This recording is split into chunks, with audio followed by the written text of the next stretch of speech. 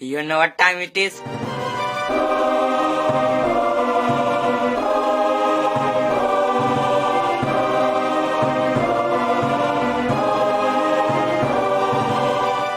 Hey guys, it's me CriticalCubing, and recently Felix set a new world record average of 5.69 seconds. Today we are going to see what he did in those solves and what we can possibly learn from these solves. So yeah, let's get started.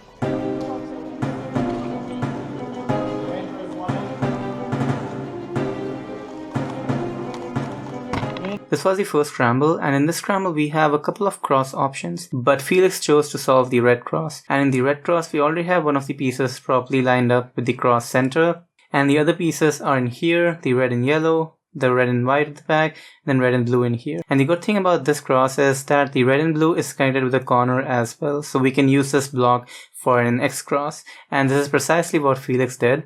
The edge for this corner is back in here. The proper position for this edge is in here, in the front. And for getting this edge from this position to this position, we have to do an L2 move or an R2 move or even F2 move, just a double rotation. And we also see that we have this red and yellow cross edge. And for inserting this cross edge also to the D layer, we have to do a double rotation, like an L2, R2, and F2. So what Felix did here was that he inserted these three cross edges, and then while he inserted this cross edge, he moved this X cross edge from this position to this position. So his final solution for the cross was like this: U R prime F R2, which inserts three of the cross edges in here and also inserts this X cross block. And now we have to insert this yellow and red. But inserting this B2 at the back is not good because we will be moving this edge from this position to this position, which is not the proper position for it. Now Felix here did a U prime D for moving this cross and also this edge to the correct position, so that when he inserted this cross edge to the D layer, right, he would also have solved this edge to the correct position. And now when he did the D2 move, his X cross would be solved like that. So the cross was a really good cross. He saw an opportunity for an X cross and he took it. And the execution for the X cross was also quite simple and straightforward, and he did not do any unnecessary moves, which made the X cross solution quite efficient. Once the X cross was done, we started with the F2L, and the first pair Felix solved was this pair because this is the pair directly in front of us, and Felix just started off with this pair, and we can pair this pair up like this, RU to R prime. And this needs to be inserted at the back, and Felix in here did LU to L prime for insertion. And when we are doing RU to R prime moves, right, it is easier to just insert with LU to L prime than doing something like this, right? So this U prime in here breaks the flow of RU to R prime, and it is just more easier to continue with double moves like this instead of pausing and then U prime LU L prime like that.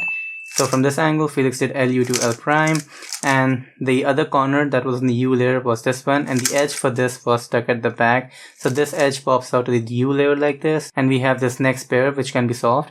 And there are two ways of actually solving this pair. You can either use this slot for pairing it like this, or what Felix did here was that he saw his other corner was already stuck at the back, and he could see this right from the start because when we are doing the L2 move, this corner was attached to this edge. So Felix probably saw it quite at the beginning of the solve. So instead of pairing up this pair like this, which uses this empty slot at the back, Felix used this empty slot at the back so that he could pop out this corner to the U layer and set up his next F2L pair.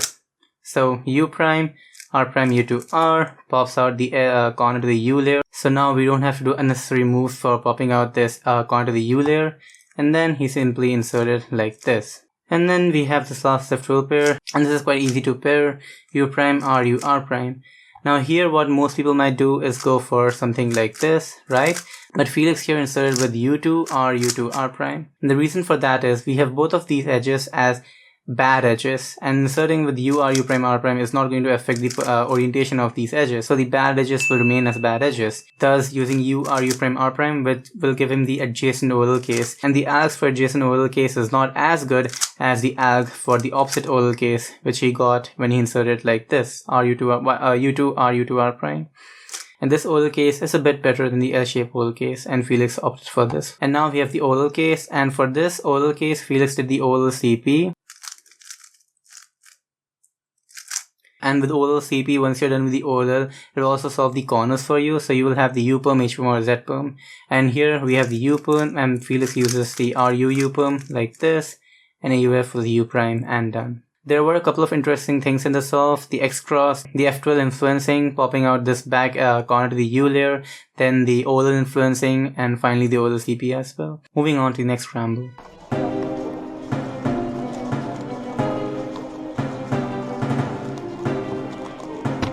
This was the next scramble, and this solve was a pretty straightforward solve. And in here, Feliks solved the blue cross, and the blue cross, we already have two pieces attached with the cross center in here, and the last two remaining pieces are in here, and the U layer, and in here, also in the U layer. And these two can be inserted like this. Like that, and your cross is done. And the moment you finish your cross, you see this as your first pair. So fix your cross for the D move like this, and you can start solving this one. And this pair needs to be inserted at the back, so you simply just split the corner and edge and rotate and solve these two.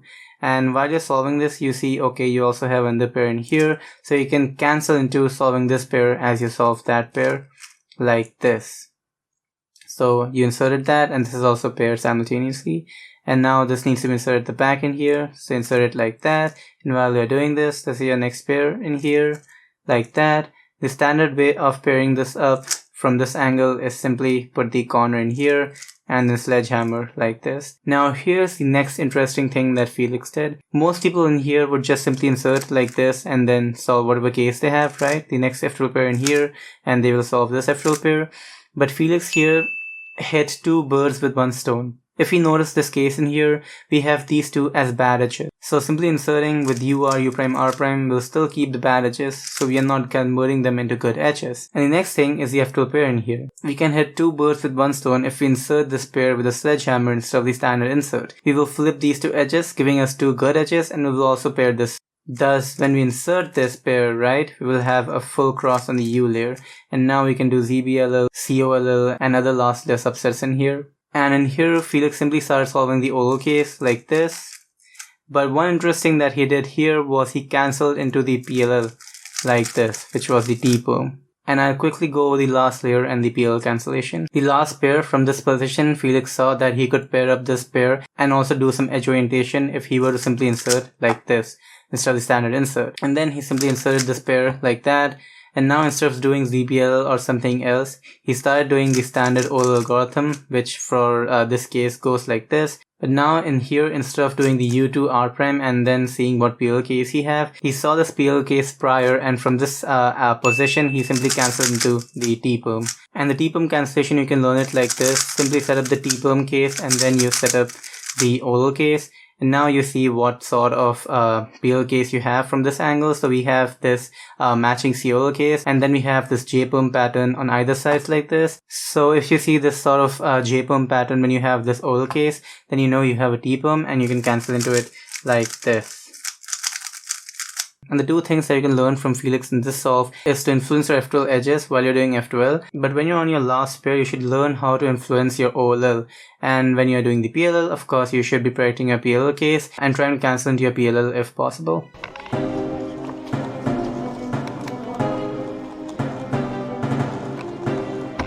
This was the next scramble, and in this scramble Feliks solved the green cross, and the pieces for green cross are in here, here, here, and in here. And one thing that Feliks noticed in here was that this corner and this edge can go together like this. And he incorporated this in his cross solution. For the cross solution, we already have one of the pieces connected to the cross center like this. And then these two pieces are in here, which is just an M move away like that from solving. And we can simultaneously pair up this and also solve the cross at the same time if we were to do something like this, which is exactly what Feliks did in here. And this solves his cross solution like this and also gives him a nice first pair. And since this was quite easy, I'm quite sure that Feliks looked ahead further into the solve, but we can start from this. So our cross is done. Fix the cross with the D prime move, and this is the first pair, L, U2, L prime, like this. And for the next pair, Feliks saw this one at the back, so he did a rotation like this and U prime, and then solved this pair, R, U prime, R prime, U, R, U prime, R prime. But now the problem was that the other pairs were on his L side of the cube. And till now, in the prior solves, Feliks was prioritizing doing most of the F12 influencing using his R moves and then inserting it using L moves if needed. But now his R move slots are fully filled, and using L moves for F12 is slower than using R moves. So now Feliks had a choice if he wanted to rotate twice or start doing L moves. But since doing L move solutions will be a bit slower, Feliks opted for Y2 rotation like this in here and started solving the next pair, which was this one. Now you can solve this pair for using L moves as well, like this, no problem. But doing this will be slower than if you were to do it with using R moves. And that is precisely why Feliks did a Y2 rotation here and then solved this like this with RU moves. And one thing to note here is the slot positioning, in which slot you are inserting your pairs.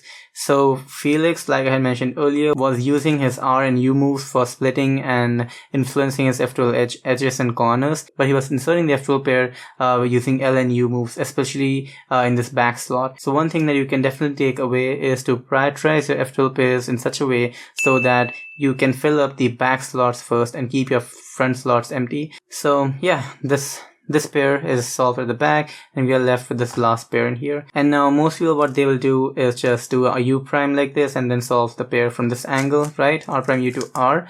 But in here, Feliks saw that he had both of his edges as good edges in here, and this edge could also be set up as a good edge. And he did that. And for setting this edge as a good edge, he did a U prime move so that he had this corner on top of this slot. And then he did R, U, R prime so as to only insert this corner and get the rest of his edges as good edge. And now we have this F12 case to solve. So simple rotation like this, R prime U, R, U prime, R prime U, R, like this. And now we have the cross solved, and Feliks in here did the ZBLL for this case, which goes like this.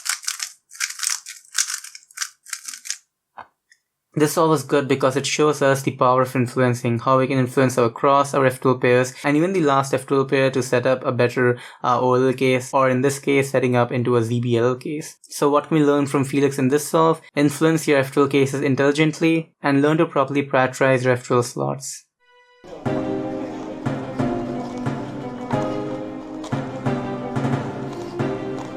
This was the next scramble, and in this scramble Feliks solved the red cross, and in the red cross we already have two of the cross pieces aligned with the cross center, like in here, and then the rest of the cross pieces are in here and in here. And one good thing about the red cross is this corner connected to the cross edge, which can be used for an X cross, and the edge for this corner is back in here. So these two are an easy pair, you can just pair them up with the M prime move like that. And here Feliks, instead of going for an X cross, he set this pair up as his first pair. And Feliks in here solved the cross like this, wide R, U prime, wide R prime, like this, U2. And now we have this pair properly built in here, so you have to preserve that, R, U, R, like this. And now you can do a D move, right, and then solve your cross like this, but this rotation is needless. And it's needless because when you are in this position, right, you can simply do a wide U move like this, and the wide U move does the rotation for you, so you don't have to rotate now. Preserving this first pair was a really good decision instead of going for an X cross, because going for the X cross he might have to do more unnecessary moves which are not really needed, when you can simply preserve this pair and then you solve this as your first pair, which is quite easy. U prime, R, U prime, R prime. But before you do that, you also see you have another pair in here, this red, blue and yellow one. So when you do R, U prime, R prime, this will be set up at the back, and Feliks solved this as his next pair, R prime, U prime, R. And here we have another edge for the F2L, and the corner for this is back in here. So rotate, solving this, R, U prime, R prime, U, R, U prime, R prime.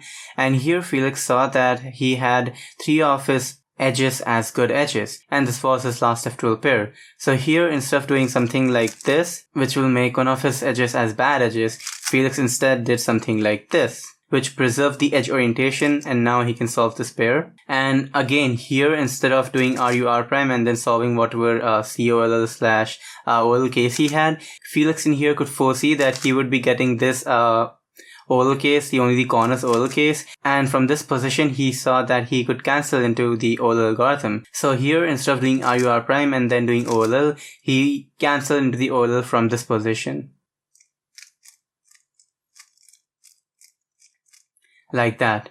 So that solved the F12 and OLL simultaneously for him, and now he was only left with the U perm, H perm or Z perm, which in case is the U perm. And he solved it like this. He uses the RUGen algorithm and then U2 for AUF. What can we learn from this solve? When you have an X cross situation, it is not always possible to go for X crosses. The next best would be to set up your X cross as your first pair instead of being stubborn and going for the X cross. And like I mentioned earlier, you should be learning how to influence your edges during F12 and also look ahead into your OLL when you are in your last F12 slot. And here Feliks looked ahead into his OLL and cancelled into the OLL/COLL algorithm, which saved him a couple of moves, and then he was only left with the U perm, which is not that difficult to predict. So be careful about how you are solving X crosses and improve your F12 to OLL transition and then OLL to PLL transition.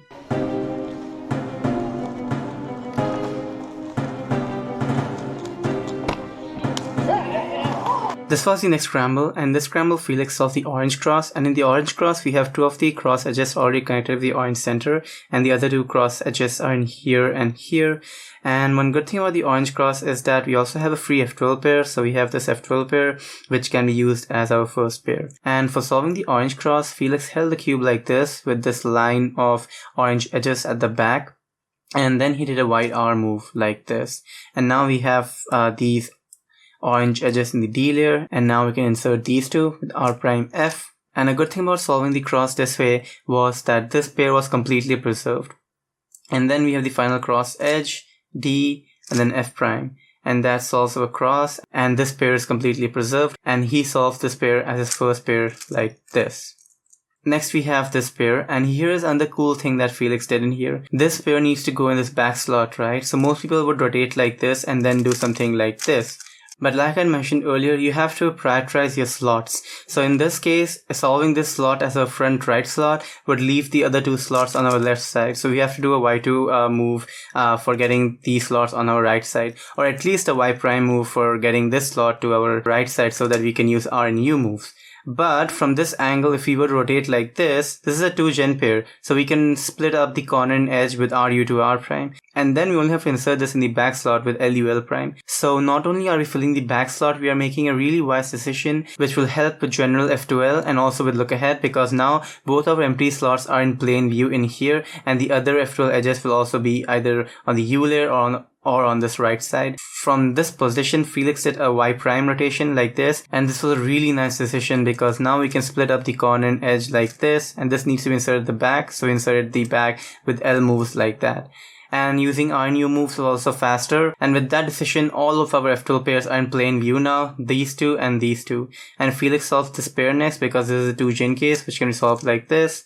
RU R prime U RU R prime, and then we have the last pair which needs to be solved in this slot, and we keep it at the back in here, and then we can split up the corner and edge like this, and now we can simply insert. But instead of simply inserting in here like this, Feliks saw that he had 0 good edges, and if we were to insert it normally, right, then he will have a dot case, and dot cases generally are not considered to be good cases, so he did not want to do that. And an easy trick when you have this case and you have 0 good edges is to simply do this, which will give you the full cross on your U layer.